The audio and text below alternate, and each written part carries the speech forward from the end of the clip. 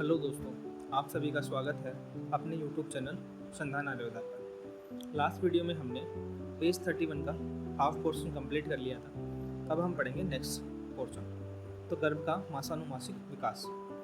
प्रथम मास में चरक बोलता है खेट बूतो सत और असत। यहाँ पे एक वर्ड लिख लेना कलौशीकृत, मतलब कलौशीकृत भी चरक बोलता है।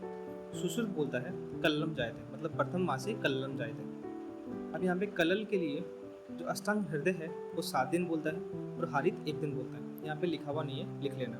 तो कलल जो है वो 1 दिन हारित मानता है, 7 दिन अष्टांग हृदय मानता है और 1 मास जो है वो सुश्रुत मानता है। फिर है द्वितीय मास।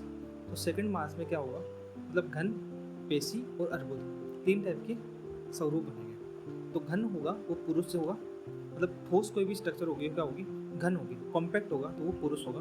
पेशी मतलब अगर मस्कुलेचर होगा तो स्त्री होगी।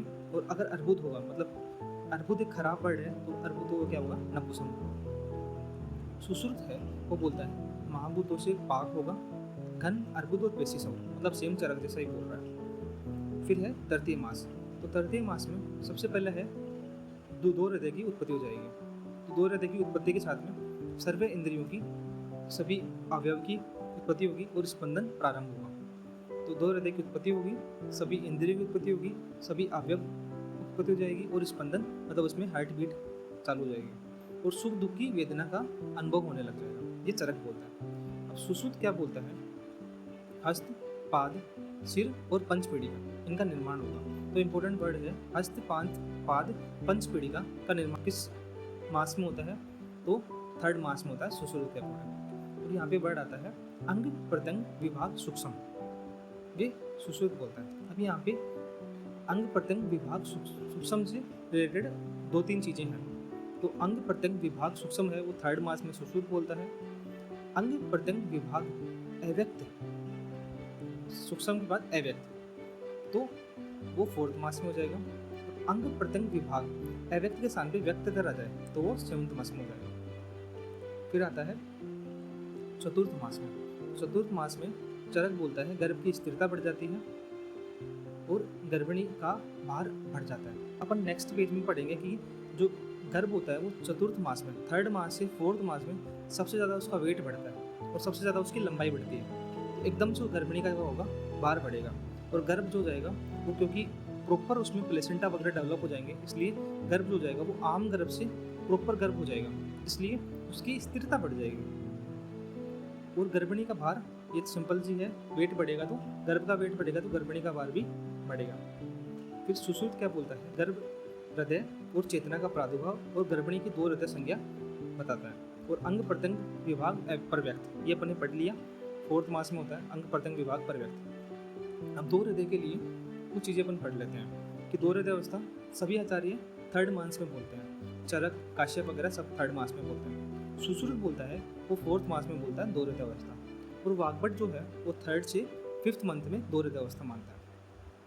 फिर है पंचम मास में। तो पंचम मास में चरक बोलता है गर्भ के मांस और रक्त की अधिक वृद्धि होगी, मतलब मांस शोणित उपचय होगा, ये वर्ड आता है। फिर गर्भिणी जो जाएगी वो क्रश हो जाएगी, क्योंकि गर्भ जो होता है वो बढ़ रहा है और इसके न्यूट्रिशनल डिपार्टमेंट और न्यूट्रिशनल डिमांड होगी वो बढ़ेगी, इसलिए गर्भिणी क्या हो जाएगी, क्रश हो जाएगी।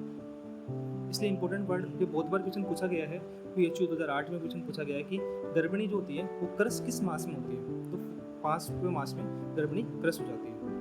फिर सुश्रुत। सुश्रुत क्या बोलता है कि सुश्रुत बोलता है मन प्रति बुद्धितर हो जाएगा, क्या हो जाएगा, मन प्रति बुद्धितर हो जाएगा। फिर अष्टांग हृदय यहाँ पे लिखा हुआ नहीं है, चेतनाश्च बोलता है, चेतनायश्च वर्ड बोलता है पंचम मास में। फिर आता है षष्ठम मास में। तो 6वें मास में चरक बोलता है बालक के बल वर्ण की वृद्धि होगी और गर्भिणी के बल वर्ण की हानि होगी। और सुश्रुत बोलता है षष्ठे बुद्धि।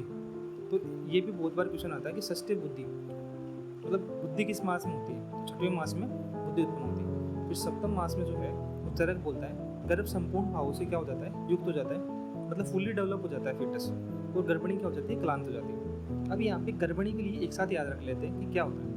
तो गर्भिणी का सबसे पहले स्टार्टिंग में 4th मास में भार बढ़ा है, मतलब गर्भिणी का भार बढ़ा है, गर्भिणी का भार 4th मास में बढ़ा।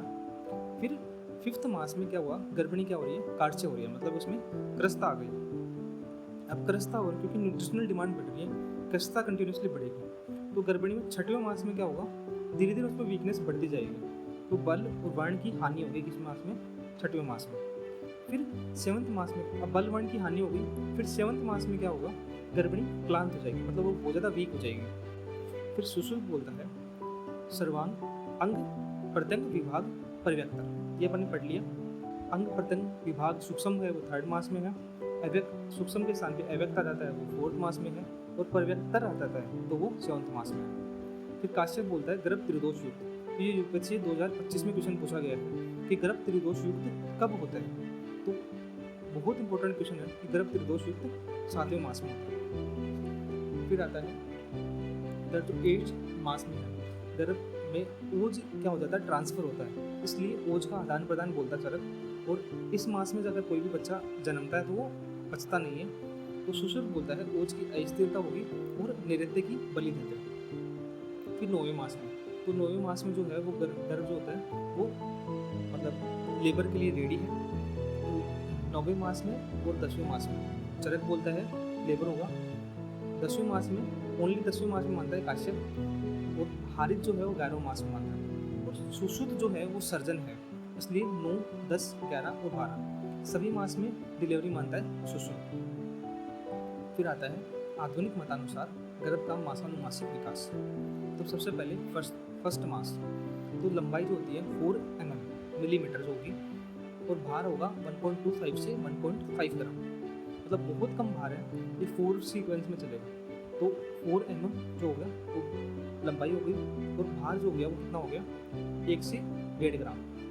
फिर एम्ब्रियो जो है वो जाइगोट से 1000 गुना बड़ा हो जाता है, क्योंकि जो जाइगोट है उससे, क्योंकि मोरुला ब्लास्टुला जो स्टेज आई उसके बाद में जो जाइगोट है उससे एम्ब्रियो बना, तो बहुत ज़्यादा बड़ा हो गया। फिर है तीसरे सप्ताह में हृदय में सूक्ष्म स्पंदन प्रारंभ हो जाता है। तीसरे सप्ताह में सूक्ष्म स्पंदन प्रारंभ, मतलब क्योंकि हार्ट बीट जो होता है वो 1 मंथ में मॉडर्न मानता है कि हार्ट डेवलपमेंट 1 मंथ में हो जाता है, और हार्ट बीट 1 मंथ में प्रारंभ हो जाती है, इसलिए यहाँ पे 3rd वीक में हृदय में सूक्ष्म स्पंदन प्रारंभ हो जाएगा। तंत्रिका तंत्र, पाचन तंत्र, वृक्कों का निर्माण प्रारंभ हो जाता है, मतलब नर्वस सिस्टम, डाइजेस्टिव सिस्टम और रीनल सिस्टम क्या हो जाता है, प्रारंभ स्टार्ट हो जाता है। 2nd मास में वो वहाँ पे 1st मास में 4 mm था, और यहाँ से 2nd मास में 4 सेंटीमीटर होगा, और इसमें है नाक, कान और पलकों की आकृति परिलक्षित हो जाती है। फिर है 3rd मास, तो 3rd मास में 2nd मास का डबल लंबाई हो जाएगी, मतलब 8 से लगभग 8 सेंटीमीटर, मतलब 7 से 9 सेंटीमीटर, लगभग 8 सेंटीमीटर लंबाई हो जाएगी, और भार जो है वो 20 ग्राम हो जाएगा, और सवर यंत्र, ओष्ठ और बंद नेत्र पलकों की निर्माण हो जाता है। गर्भ निगरण और श्वसन क्रिया कर सकता है, और ओसिफिकेशन सेंटर का निर्माण हो जाता है। तो ये बहुत इंपॉर्टेंट क्वेश्चन है कि ओसिफिकेशन सेंटर का निर्माण मॉडर्न अनुसार कब होता है, तो 3rd मास में ओसिफिकेशन सेंटर का निर्माण होता है। हाथ पैर की अंगुलियां स्पष्ट हो जाती है और उन पर नाखूनों का निशान बनने लग जाता है, और गर्भ का लिंग स्पष्ट हो जाता है, तो गर्भ का सेक्स डिटर्मिनेशन भी 3rd मास में हो जाता है। तो 2 चीज़ें आई 3rd मास में, एक तो ओसिफिकेशन और 2nd है सेक्स डिटर्मिनेशन। फिर है चतुर्थ मास, तो चतुर्थ मास में अपन ने पहले भी देखा था कि लंबाई जो है वो बहुत ज़्यादा बढ़ रही है, और भार भी लगभग 10 गुना समथिंग ज़्यादा बढ़ रहा है, तो 240 ग्राम भार हो जाता है, लगभग पाव भार हो जाता है, और लंबाई 22 सेंटीमीटर हो जाती है, मतलब 3 गुना लंबाई हो जाती है, तो लगभग 22 से 24 सेंटीमीटर लंबाई हो जाती है। और गर्भ वोमो मतलब लेंगुलो का प्रादुर्भाव हो जाता है। तो ये इंपॉर्टेंट वर्ड आता है कि लेनुगो का प्रादुर्भाव कब होता है, तो 4th मास में होता है। ओसिफिकेशन सेंटर और सेक्स डिटर्मिनेशन हुआ था 3rd मास में, और लेगुना का प्रादुर्भाव हुआ था 4th मास में। और वर्णिक शिवशोषा, ये बहुत बार क्वेश्चन आया कि वर्णिक शिवशोषा का निर्माण कब हुआ है, तो 4th मास में हुआ है। तो चेहरे की आकृति स्पष्ट हो जाती है, और माता को स्पंदन फील होना था, मतलब माता को किक फील होने लग जाएगी, बच्चा लात मारने लग जाएगा। फिर है 5वें मास में, तो 5वें मास में जो 22 सेंटीमीटर से लंबाई कितनी बढ़ गई, 8 सेंटीमीटर बढ़ गई, तो लंबाई हो गई 30 सेंटीमीटर, मतलब 20 से 30 में 2 डिजिट रहेगी, तो 22 है वो डायरेक्ट फिर 30 है। फिर भार है वो 480 ग्राम, मतलब डबल हो गया ऑलमोस्ट, तो पाव से अपन याद रखेंगे आधा किलो हो गया। फिर फैट डिपोजिशन प्रारंभ हो जाएगा और आंतों में म्यूकोनियम का प्रादुर्भाव हो जाएगा। तो जो वर्णिक शिशु है वो बन रही थी चतुर्थ मास में और म्यूकोनियम बन रहा है 5th मास में। फिर है 6वें मास में। तो 6वें मास में लंबाई कितनी हो गई 33 सेंटीमीटर और भार कितना हो गया 1 किलो हो गया, मतलब डबल हो रहा है। तो पहले भार था 480 मतलब लगभग आधा किलो और भार कितना हो गया डबल हो गया, मतलब कितना 1 किलो। फिर है बोहो का प्रादुर्भाव, मतलब आईब्रो बन जाते हैं और वर्षणों की स्थिति जो होती है वो वर्कों के समीप हो जाती है, आंखें खोल और बंद कर सकते हैं और चिल्लाने का सामर्थ्य भी आ जाता है। फिर 7वें मास में जो है वो 40 सेंटीमीटर लंबाई हो जाती है और भार है वो आधा किलो बढ़ जाता है, मतलब लगभग 1.5 किलो हो जाता है और प्राय सभी तंत्रीय रिफ्लेक्स जो होते हैं वो स्थापित हो जाते हैं, मतलब जो सारे रिफ्लेक्सेस हैं वो बन जाते हैं और वर्षण जो है वो इंग्वानल कैनाल में प्रवेश कर जाते हैं। मतलब टेस्टिस जो है वो इंपॉर्टेंट क्वेश्चन आता है कि टेस्टिस जो है वो इंग्वानल कैनाल में कब प्रवेश करते हैं, कि तो 7वें मास में प्रवेश करते हैं। और जो लेंगुनो बना था 4th मास में वो अभी यहाँ पे अदृश्य होने लग जाएगा और फुफ्फुस जो है वो जो लंग्स जो है वो क्या हो जाएंगे परिपक्व होने लग जाएंगे। फिर 8 मास में, तो 8 मास में लंबाई जो है वो 43 हो जाएगी और भार 2 किलो हो जाएगा और वर्षण जो है वो वर्षण कोश में उतर जाते हैं, मतलब टेस्टिस जो है वो स्क्रूटम में आ जाते हैं। फिर जो 9वें मास है उसमें लंबाई हो जाएगी, क्योंकि 9वां मास होता है फुल्ली डेवलप हो जाता है, तो 40 सेंटीमीटर जो ओरिजिनल 47 थे 48 सेंटीमीटर होता है और बाहर जो है ओरिजिनल जो एक्चुअल वेट है बेबी का वो 2.5 kg, तो जो एक्चुअल बर्थ वेट है वो ये होता है और उससे अभी प्रत्यंग पूर्ण विकसित हो जाता है। अब इसको सिंपल कैसे याद रखेंगे कि जो फर्स्ट मास में है वो लेंथ कितनी है 4 mm, सेकंड में 4 mm से 4 सेंटीमीटर हुई, थर्ड में 4 से डबल होगी 8 सेंटीमीटर। अब यहाँ से जो 4th मास में है वो लगभग 3 गुना हुई 22 सेंटीमीटर। इसके बाद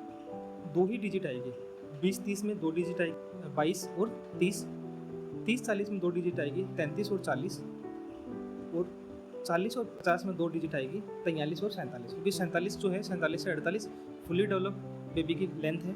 अब फिर है वेट।